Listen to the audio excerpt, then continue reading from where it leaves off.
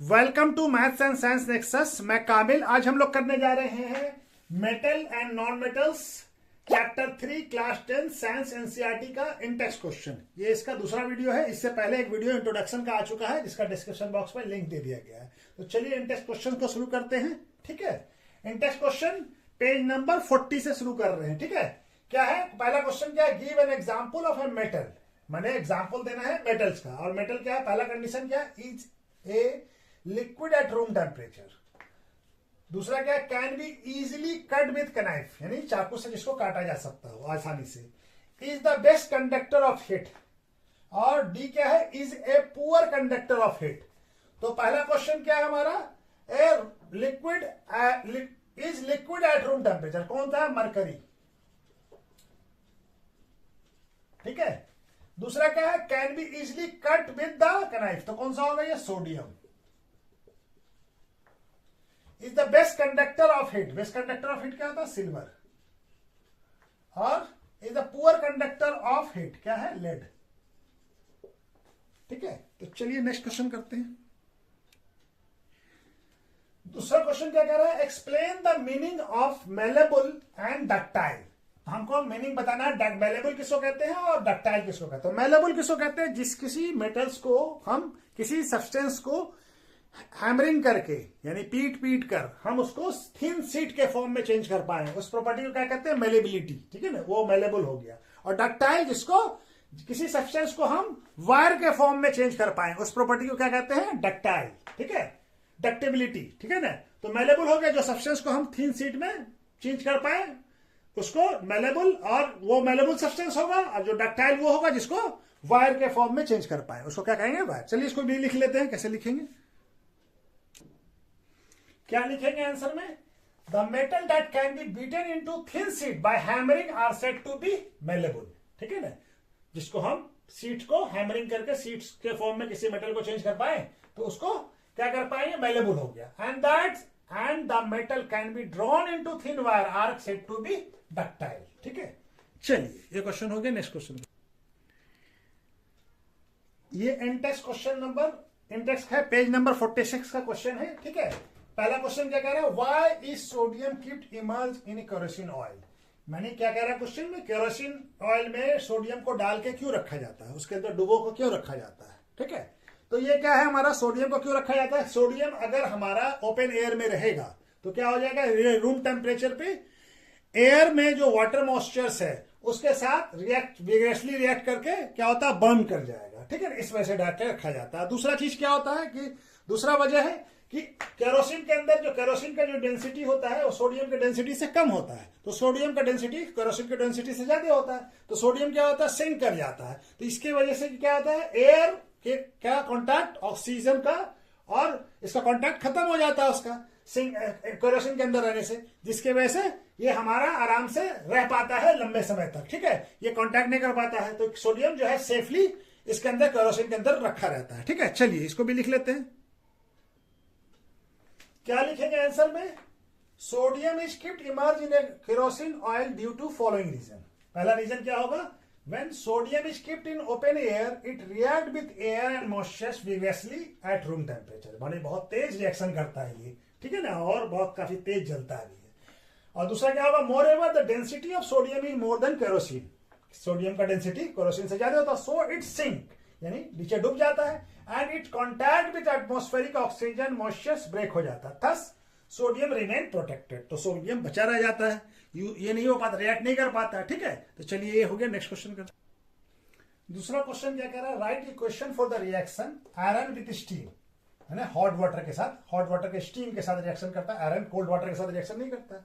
ठीक है, calcium and potassium with water. ठीक है, तो आयरन स्टीम के साथ रिएक्शन करके क्या बनाएगा? Iron oxide.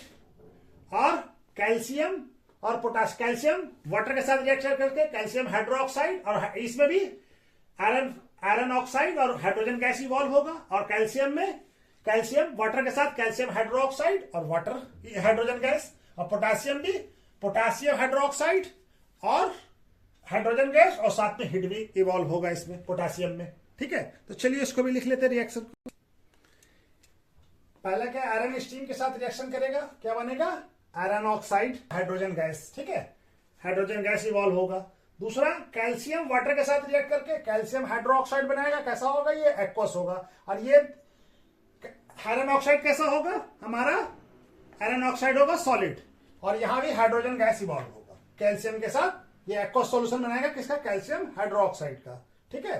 और ये दूसरा क्या है, पोटासियम वाटर के साथ रिएक्ट करके पोटासियम हाइड्रोक्साइड बनाएगा और हाइड्रोजन गैस रिलीज होगा। ठीक है। और ये भी सॉल्यूशन कैसे, ये एक्वस सॉल्यूशन बनेगा। ठीक है। चलिए फिर नेक्स्ट क्वेश्चन करते हैं। ये क्वेश्चन नंबर 3 क्या कह रहा है, sample of a 4 metal A B C and D we are taken to and add to the following solution. यानी एक बार कॉपर सल्फेट में, फिर एक बार आयरन 2 सल्फेट में, कॉपर 2 सल्फेट में और जिंक सल्फेट में और सिल्वर नाइट्रेट में। ठीक है। एक का कोई रिएक्शन आयरन सल्फेट के साथ नहीं हुआ, लेकिन कॉपर सल्फेट को डिस्प्लेस कर दिया, यानी ये आयरन से ए जो है आयरन से लेस रिएक्टिव है, और बी जो है आयरन को डिस्प्लेस कर दिया, यानी ये क्या है, हमारा आयरन जो है आयरन से मोर रिएक्टिव है बी, लेकिन जिंक के साथ कोई रिएक्शन नहीं हुआ, यानी कि जिंक से ये लेस रिएक्टिव है। और सी का कोई रिएक्शन नहीं हुआ, तो सी आयरन से भी लेस रिएक्टिव है और कॉपर से भी लेस रिएक्टिव है और जिंक से भी और सिल्वर से भी। डी में भी वही है, डी भी सभी से लेस रिएक्टिव है। तो हमको क्या करना है, use the table and answer the question about metal A B C D के बारे में बताना है। Which is the more reactive metal, सबसे रिएक्टिव मेटल कौन नजर आ रहा है इसमें, जो हमारा आयरन को भी डिस्प्लेस कर दे रहा है, तो कौन सा रिएक्टिव है, सबसे बी। सबसे मोस्ट रिएक्टिव कौन है, B. What could be observe if B is added to the solution copper 2 sulphate में। तो बी क्या कर रहा है, जब आयरन को डिस्प्लेस कर दे रहा है, तो iron is a more reactive than copper. तो जब आयरन को डिस्प्लेस कर दे रहा है, तो ये कॉपर को भी डिस्प्लेस कर देगा। क्या कर देगा, डिस्प्लेस कर देगा, डिस्प्लेसमेंट होगा यहां पे। ठीक है, क्या कि आयरन जो है कॉपर से मोर रिएक्टिव है, जब ये बी जो है आयरन को डिस्प्लेस कर दे रहा है, यानी आयरन से भी मोर रिएक्टिव है। अरेंज द मेटल, अब यहां पे जगह है क्या, arrange the metal A B C D in order to decreasing, यानी सबसे पहले जो मोस्ट रिएक्टिव है उसको सबसे पहले लिखना है, उसके बाद लेस रिएक्टिव को लिखना है। ठीक है। तो यहां पे हम लोग सी वाला पार्ट यहां पे बना लेते हैं। सी का आंसर क्या हो जाएगा, बी मोस्ट रिएक्टिव, उसके बाद ए, उसके बाद सी, उसके बाद डी। ये दिख रहा है ना, बी ए सी और डी। चलिए यहां पे रिएक्टिव, ठीक है ना। तो चलिए तीनों क्वेश्चन हो गया, उसका नेक्स्ट क्वेश्चन करते हैं। क्वेश्चन नंबर 4 क्या कह रहा है, which gas is produce when dilute hydrochloric acid is added to a reactive metal. Reactive metal के अंदर जब डाइल्यूट हाइड्रोक्लोरिक एसिड डालेंगे तो कौन सा गैस इवॉल्व होगा। और क्या लिखा हुआ है, दूसरा पार्ट क्या है, right the chemical reaction when iron react with dilute sulphuric acid. तो हमारा कौन सा रिएक्टिव मेटल के साथ, जब हम जानते हैं कि मेटल एसिड के साथ रिएक्ट करेगा तो उसका सॉल्ट बनेगा और हमारा क्या होगा, हाइड्रोजन गैस इवॉल्व होगा, हाइड्रोजन गैस इवॉल्व होगा। अब हमारा दूसरा क्या है, chemical reaction with iron. Iron react करता है डाइल्यूट सल्फ्यूरिक एसिड के साथ, तो क्या बनता है, फेरस सल्फेट और हाइड्रोजन गैस इवॉल्व होगा। तो चलिए इसको भी लिख लेते हैं, कौन सा गैस निकलेगा, हाइड्रोजन गैस। इसको लिखेंगे क्या, hydrogen gas is produce when dilute hydrochloric acid added to a reactive metal. ठीक है ना, जब रिएक्टिव मेटल के अंदर डाइल्यूट हाइड्रोक्लोरिक एसिड डालते हैं तो हमारा क्या, हाइड्रोजन गैस प्रोड्यूस होता है।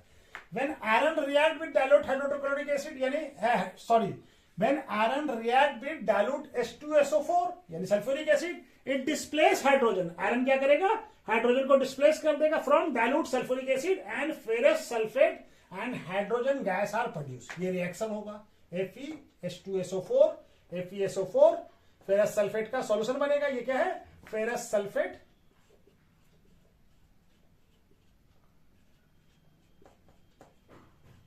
का एक्वस सॉल्यूशन बनेगा और हाइड्रोजन गैस इवॉल्व होगा। ठीक है। तो चलिए नेक्स्ट क्वेश्चन करते हैं। ये 5वां नंबर क्वेश्चन क्या कह रहा है, what's could you observe when zinc is added to a solution of a zinc 2 sulphate.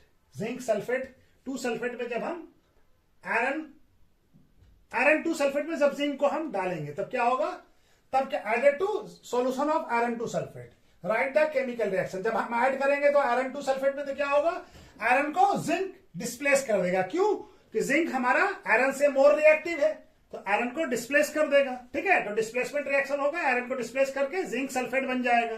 तो right the chemical reaction take place, ठीक है, तो राइट द केमिकल रिएक्शन लिखना है। चलिए इसको भी लिख लेते हैं। क्या लिखेंगे? When zinc is added to a solution of iron 2 sulphate then zinc displace iron and become zinc sulphate solution because zinc is more reactive than iron. तो रिएक्शन क्या होगा? जिंक प्लस फेरस सल्फेट का solution, iron 2 का sulphate का solution, ये क्या बन गया? जिंक सल्फेट का सॉल्यूशन, और आयरन को डिस्प्लेस कर दिया। ठीक है, तो चलिए ये रिएक्शन हो गया। उसका नेक्स्ट क्वेश्चन करते हैं। क्वेश्चन नंबर, ये अब पेज नंबर 49 का इंडेक्स क्वेश्चन है। इसका पहला क्वेश्चन क्या है? Write down the electronic dot structure of sodium, oxygen and magnesium. Sodium A का ए बनाते हैं। ए का क्या हो जाएगा? सोडियम का डॉट स्ट्रक्चर। सोडियम का क्या होता है? बैलेंस शेल में कितना होता है? 1 इलेक्ट्रॉन। बैलेंस शेल में 1 इलेक्ट्रॉन है, तो सोडियम का डॉट स्ट्रक्चर क्या हो जाएगा? सोडियम 1। 1 इलेक्ट्रॉन है, तो ऐसे सोडियम 1 इलेक्ट्रॉन। बैलेंस शेल के इलेक्ट्रॉन को ही शो करते हैं डॉट स्ट्रक्चर में। और ऑक्सीजन, ऑक्सीजन में क्या होता है? 2 6, ठीक है, ऑक्सीजन। तो ऑक्सीजन में क्या हो जाएगा? 6 इलेक्ट्रॉन है, तो 6 इलेक्ट्रॉन, ठीक है, तो ये ऑक्सीजन का हो गया। उसके बाद क्या है? मैग्नीशियम। मैग्नीशियम, मैग्नीशियम में कितना था? 2 8 2, तो मैग्नीशियम में क्या हो जाएगा? Mg2 डॉट, ठीक है, 2 इलेक्ट्रॉन है बैलेंस सेल में। ठीक है ना, चलिए दिख रहा है ना। तो चलिए इसका नेक्स्ट करते हैं हम लोग। दूसरा बी वाला पार्ट करते हैं उसको। अब बी वाला पार्ट क्या कह रहा है? So the formation of Na2O, sodium oxide and magnesium oxide by the transfer of electron. तो हमारा सोडियम का क्या होगा? 2 सोडियम एटम होगा, 1 और 1 सोडियम एटम। और यहां ऑक्सीजन क्या होगा? ऑक्सीजन के पास कितना इलेक्ट्रॉन है? 6 इलेक्ट्रॉन है, तो यहां से हटा देते हैं। ठीक है, यहां पे ये 2 इलेक्ट्रॉन ट्रांसफर होके यहां आ जाएगा, 1 इलेक्ट्रॉन यहां से ट्रांसफर होके आ जाएगा। ठीक है, ये समझ लीजिए। चलिए इसको अलग अलग कर लीजिए, डॉट, ये दोनों यहां आ जाएगा। ठीक है, तब ये क्या बन जाएगा? सोडियम 2 सोडियम ए। अब सोडियम पे क्या हो जाएगा? प्लस 2 आइटम ऑफ सोडियम है, तो 2 आइटम लिख दिया। प्लस क्या इसका, और इसको क्या लिख सकते हैं? Na2O। क्या हो गया? ये सोडियम ऑक्साइड क्या बन गया? सोडियम। अच्छा क्या हो जाएगा? इसका क्या हो जाएगा? 2 8 1 और इसका 2 6, तो दो एटम 2 इलेक्ट्रॉन को ट्रांसफर कर दिया। तो ये तो सोडियम मैग्नीशियम। अब मैग्नीशियम ऑक्साइड, मैग्नीशियम और मैग्नीशियम में कितना बैलेंस सेल में कितना इलेक्ट्रॉन होता है? 2 इलेक्ट्रॉन। तो ये 2 इलेक्ट्रॉन वाले, इसको अलग करके दिखला रहे हैं हम। इसका स्ट्रक्चर 2 8 2, ठीक, प्लस कर लीजिए। ठीक है, मैग्नीशियम प्लस ये क्या हो जाएगा? Magnesium oxide.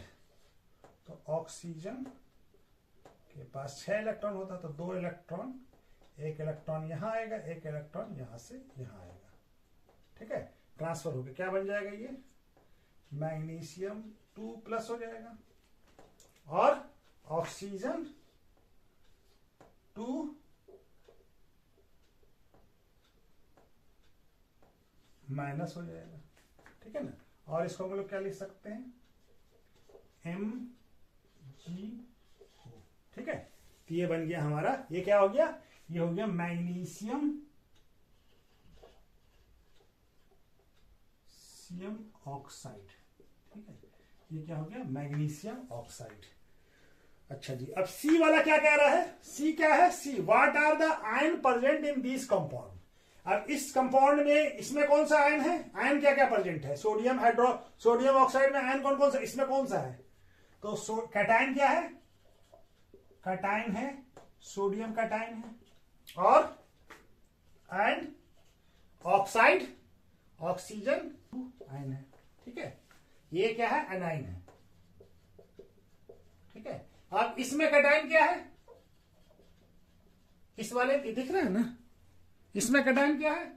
Magnesium 2 plus and oxygen 2 minus A9. ठीक है, तो ये सी वाला पार्ट हो गया। क्या बोल रहा है? What are the ion present. तो आयन क्या, कैटायन क्या है? सोडियम कैटायन, और यहां मैग्नीशियम, और यहां पे ऑक्सीजन एनाइन और ऑक्सीजन एनाइन। ठीक है, तो ये हमारा दोनों आयन प्रेजेंट है। कौन कौन सा आयन प्रेजेंट है वो भी कर लिया। ठीक है, चलिए नेक्स्ट क्वेश्चन करते हैं। ये क्वेश्चन नंबर 2 क्या कह रहा है, why do ionic compound have high melting point. Ionic compound में हाई मेल्टिंग पॉइंट्स क्यों होता है, इसका मेल्टिंग पॉइंट हाई क्यों होता है। तो हमको मालूम है कि आयनिक कंपाउंड जो है कैटायन और एनायन से बना होता है। ठीक है, तो दोनों कैटायन और एनायन के बीच में हाई फोर्स ऑफ अट्रैक्शन होता है। ठीक है ना, highly force of strong force of attraction होता है, स्ट्रॉन्ग फोर्स ऑफ अट्रैक्शन होता है, जिसके वजह से इसका मेल्टिंग पॉइंट, इसको मेल्ट करने के लिए बहुत ज्यादा इसको एनर्जी देना पड़ता है, जिसकी वजह से इस कंपाउंड का मेल्टिंग पॉइंट बहुत हाई होता है। ठीक है, चलिए इसको भी लिख लेते हैं। क्या लिखेंगे, why do ionic compound have high melting points. क्या लिखेंगे, ionic compound have high melting points due to strong force of attraction between ion. Force of attraction जो है कैटायन और एनायन के बीच में बहुत ज्यादा होता है, जिसकी वजह से इसका मेल्टिंग पॉइंट बहुत ज्यादा होता है। चलिए नेक्स्ट क्वेश्चन करते हैं। अब ये इसका पेज नंबर 53 का इंडेक्स क्वेश्चन है ये।